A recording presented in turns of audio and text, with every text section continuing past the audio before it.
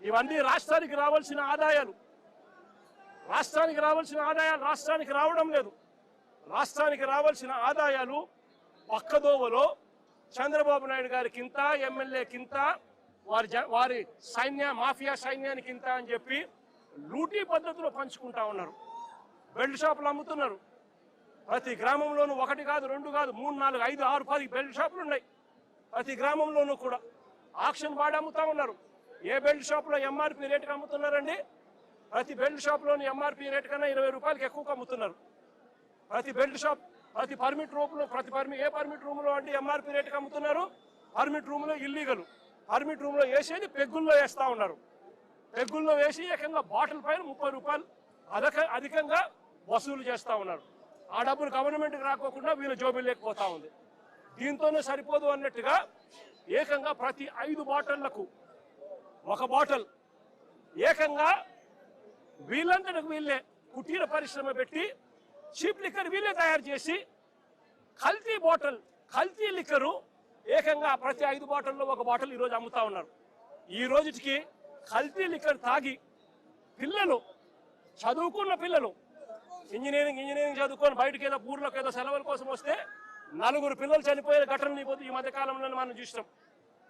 కల్తీ లిక్కర్ తాగి, వీళ్ళ షాపుల్లోనే వీళ్ళు తయారు చేసిన ఈ ఇల్లీగల్ కల్తీ లిక్కర్ తాగి ప్రతి 5 బాటిళ్లకు 1 బాటిల్ కల్తీ లిక్కర్ చేస్తా ఉన్నది ఎవరు అని అంటే సాక్ష్య ఆధారాలతో సహా వీళ్ళ మనుషులు దొరుకుతారు.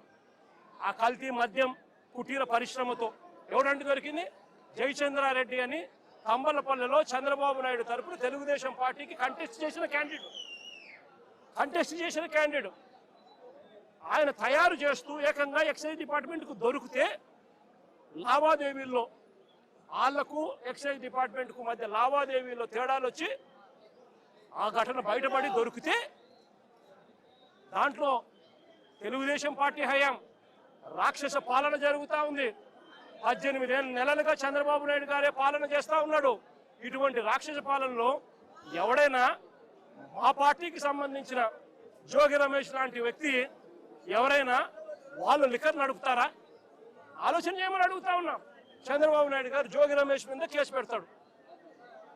ఈయన ఇల్లీగల్ లిక్కర్ తయారు చేసి చంద్రబాబు నాయుడు గారు బెల్ట్ షాపుల్లో ఈయన సప్లై చేస్తున్నాడట. బెల్ట్ షాపులు ఆయనై, సప్లై చేసే మనుషులు ఆయనై, తయారు చేసే మనిషి, బెల్ట్ షాపులు ఆయనై, అమ్మేది ఆయన మనుషులు. మరి జోగి రమేష్ ఎలా చేస్తాడండి?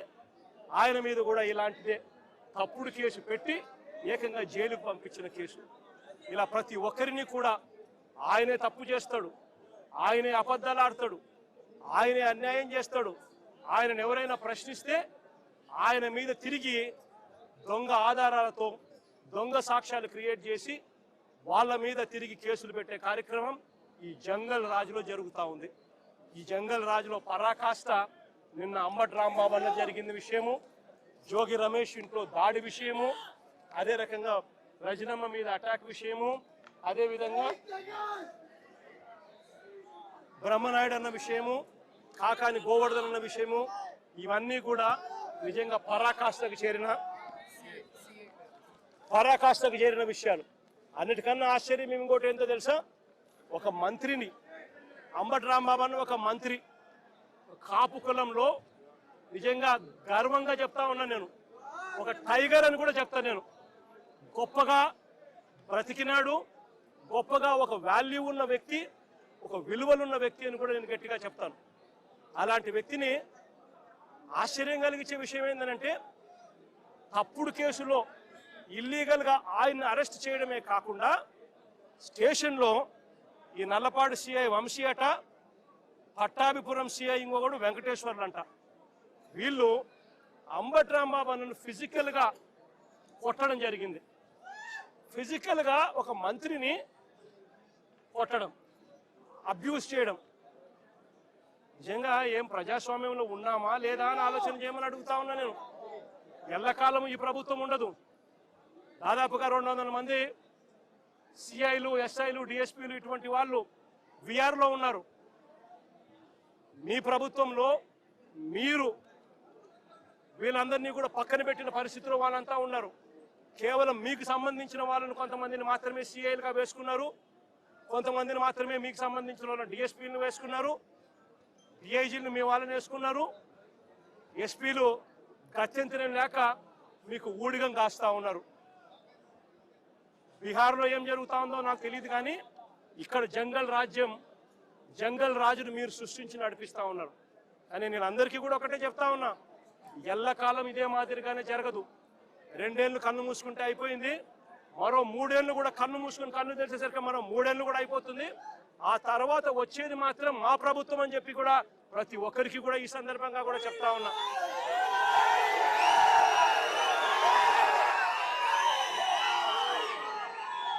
చంద్రబాబు నాయుడు గారికి చెప్తా ఉన్నాను, ఆయన కొడుకు చెప్తా ఉన్నాను, ఆయనకు కొమ్ము కాస్తా ఉన్నా ఆయన పార్టీ ఇతర పార్టీ నాయకులకు చెప్తా ఉన్నాను, ఆయనకు కొమ్ము కాస్తా ఉన్నా ఇలాంటి పోలీసు అధికారులకు కూడా చెప్తా ఉన్నాను.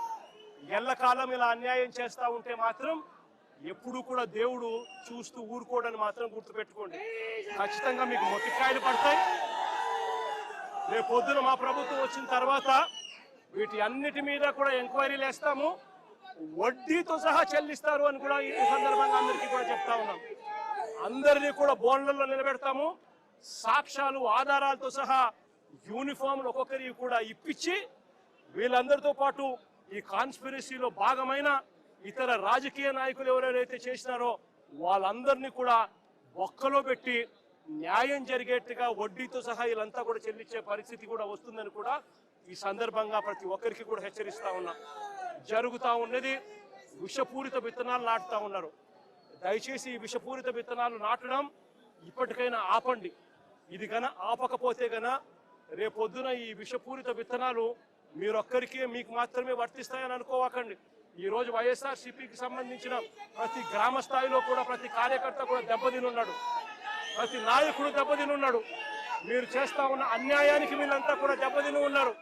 వీళ్ళంతా రేపొద్దున మా ప్రభుత్వం వచ్చినప్పుడు వీళ్ళంతా కూడా మీ విషపూరిత విత్తనాలు ఆ రోజు పెద్ద చెట్లు అయినప్పుడు వీళ్ళు కన్నా స్పందిస్తున్నప్పుడు మీకేం జరుగుతుంది అని కూడా ఆలోచన చేసుకోమని చెప్పి చంద్రబాబు నాయుడు గారిని గట్టిగా హెచ్చరిస్తా ఉన్నా. ఇప్పటికైనా బుద్ధి జ్ఞానం తెచ్చుకోండి, దేవుడు అంటే భయము భక్తి తెచ్చుకోండి. దేవుడు అంటే భయము భక్తితో బుద్ధి జ్ఞానంతో మంచి పరిపాలన ఇచ్చి ప్రజలకు మేలు చేసి వాళ్ళ గుండెల్లో స్థానం సంపాదించుకునే కార్యక్రమం చంద్రబాబు నాయుడు గారు చేయాలి. చేతనైతే సూపర్ 6లు సూపర్ 7లు ఇటువంటి అన్ని కూడా అబద్ధాలు చెప్పకుండా మోసం చేయకుండా ప్రజలకు మంచి చేసి ఇచ్చే కార్యక్రమం చేయండి. మీ పుణ్యాన అని చెప్పి నిర్వీర్యమైపోయిన స్కూళ్లను బాగు చేయండి. ఫీజు రీయింబర్స్మెంట్ బకాయిలు 8 క్వార్టర్లు పిల్లలకి ఇంతవరకు ఇలా పిల్లలు చదువులు మానేస్తా ఉన్నారు. వాళ్ళ పరిస్థితి గమనించి వాళ్ళ చదువులను ఆదుకునే కార్యక్రమం చేయండి. ఆరోగ్యశ్రీ హాస్పిటల్స్ మూసేస్తా ఉన్నారు. పేదవాడికి వైద్యం అందని పరిస్థితిలో పేదవాడు ఉన్నాడు. ఆ ఆరోగ్యశ్రీ నెట్వర్క్ హాస్పిటల్కి ఇవ్వాల్సిన బకాయిలు క్లియర్ చేసి ఆ నెట్వర్క్ హాస్పిటల్ నిలబెట్టి మళ్ళా పేదవాడికి ఉచితంగా వైద్యం అందించే కార్యక్రమం చేయండి. చేతనైతే ఆ 17 మెడికల్ కాలేజీలు మీ స్కాముల కోసం అమ్మకుండా ఆ 17 మెడికల్ కాలేజీలు పూర్తి చేసి పేదవాడికి మధ్యతరగతి వాళ్లకు ప్రజలకు మంచి చేసే కార్యక్రమం చేయండి. చేతనైతే రైతులకు గిట్టుబాటు ధరలు కల్పించే కార్యక్రమం చేయండి. చేతనైతే రైతులకు నువ్వు ఇస్తావన్నా ఇప్పటికే అన్నదాత సుఖీభవ 40,000 ఇస్తానన్నావు, కేవలం 10,000 ఇచ్చావు, 30,000 ఎగరగొట్టావు. ఆ 30,000 ఇచ్చి రైతులకు గిట్టుబాటు ధరలు ఇచ్చే కార్యక్రమం కూడా ఖచ్చితంగా జరిగించే కార్యక్రమాలు కూడా వ్యవసాయాన్ని చక్కబెట్టి ఖచ్చితంగా జరిగించే కార్యక్రమం మీద ధ్యాస పెట్టండి. ఇవేవి కూడా ధ్యాస లేదు, మన్ను లేదు, పాడు లేదు. చేసేదంతా కూడా అవన్నీ కూడా ఎట్లాగూ నిర్వీర్యం కాబట్టి ఈయన చేసేటివన్నీ కూడా అబద్ధాలు మోసాలే కాబట్టి చేసేదంతా ఇంకా ఏమిటి, ఎవరైనా ప్రశ్నిస్తే ప్రశ్నించిన వారి గొంతులు పట్టుకొని నలపడమే ఈయన చేసే పని. ఈయనకు వత్తాసు పలుకుతా ఉన్న కొంతమంది తొత్తులు లాంటి పోలీసులు, కొంతమంది తొత్తులు లాంటి అధికారులు ఈయనకు తోడుగా ఉండి నడిపిస్తా ఉన్న పని. అందరికీ ఇక్కడ జ్ఞానోదయం రావాలని చెప్పి కోరుకుంటా ఉన్నాను. ఇలాంటివి జరిగితే మాత్రం చూస్తూ ఊరుకునే కార్యక్రమం ఖచ్చితంగా ఉండదు, ఖచ్చితంగా స్పందన కూడా ఉంటుందని కూడా ఈ సందర్భంగా ఖచ్చితంగా చెప్తా ఉన్నాము. ఇలాంటి ఘటనలు జరిగితే రేపొద్దున రాష్ట్ర వ్యాప్తంగా కూడా బంధు పిలుపులు కూడా ఇచ్చే కార్యక్రమాన్ని కూడా వెనకడుగు వేయము, ఇంకా అడుగులు వేగంగా కూడా పడతాయి. ఇలాంటివి కన్నా ఆగకపోతే మాత్రం చంద్రబాబు నాయుడు గారిని గట్టిగా వార్నింగ్ ఇస్తూ చెప్తా ఉన్నాము. ఇష్యూస్ పెద్ద అవుతాయి, ఢిల్లీ లెవెల్లో కూడా NHRCకి కూడా రిపోర్ట్ కూడా కంప్లైంట్ కూడా ఇచ్చే కార్యక్రమం చేస్తూ ఉన్నాము. కోర్టుల తలుపులు తడతాము. సుప్రీంకోర్టులలో కూడా జరుగుతూ ఉన్న అన్యాయం గురించి కూడా చెప్పే కార్యక్రమం చేస్తాము. అన్ని రకాలుగా పోరాటాలు జరుగుతూనే ఉంటాయి. వైఎస్ఆర్సీపీకి సంబంధించిన ప్రతి కార్యకర్త చంద్రబాబు నాయుడు గారు ఈ మాదిరిగా చేస్తే భయపడతారు అని చంద్రబాబు నాయుడు అనుకుంటే చంద్రబాబు నాయుడు గారు మూర్ఖుడు అని చెప్తా ఉన్నాను.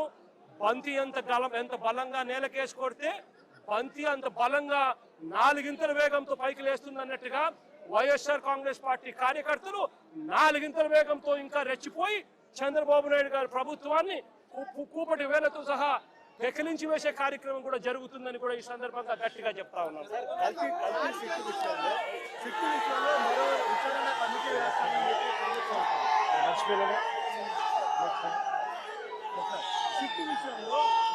సుప్రీంకోర్టు ఇచ్చిన కల్తీ సిట్టు విషయంలో మరో కమిటీ కూడా వేస్తామని చెప్పి చంద్రబాబు నాయుడు గారు అనే వ్యక్తి ఎలాంటి దుర్మార్గుడు, ఎలాంటి రాక్షసుడు అని అంటే తాను అబద్ధం చెప్పాడు అని, మోసం చేశాడు అని ప్రజలకంతా తెలిసిపోయింది. సిబిఐ స్వయంగా ఛార్జ్ షీట్లో వాళ్ళు వేసిన సిబిఐ వేసిన ఛార్జ్ షీటే అది చెప్తుంది. ఎటువంటి ఛార్జ్ షీట్లో వీళ్ళు ఎవరి పేర్లు పెట్టకపోవడము, ఎవరిని అరెస్ట్ చేయకపోవడము, అదే మాదిరిగానే NDDB రిపోర్ట్లు, NDRI రిపోర్ట్లు కూడా చంద్రబాబు నాయుడు గారు అనే వ్యక్తి చెప్పింది తప్పుడు ప్రచారము, తప్పులు అని చెప్పి కూడా ఏకంగా రిపోర్ట్లు కూడా వాళ్ళు ఇచ్చి ఆ రిపోర్ట్లు కూడా ఏకంగా సిబిఐ ఛార్జ్ షీట్లో కూడా పెట్టిన నేపథ్యంలో చంద్రబాబు నాయుడు గారు చేసిన తప్పులు రాష్ట్ర ప్రజలందరికీ కూడా తెలిసిపోయిన నేపథ్యంలో చంద్రబాబు నాయుడు గారు గోబెల్స్ ప్రచారంలో భాగంగా అబద్ధాలకు పదును పెడుతూ ఏకంగా ఇప్పుడు ఆయన ఇంకొక కమిటీ వేస్తారట.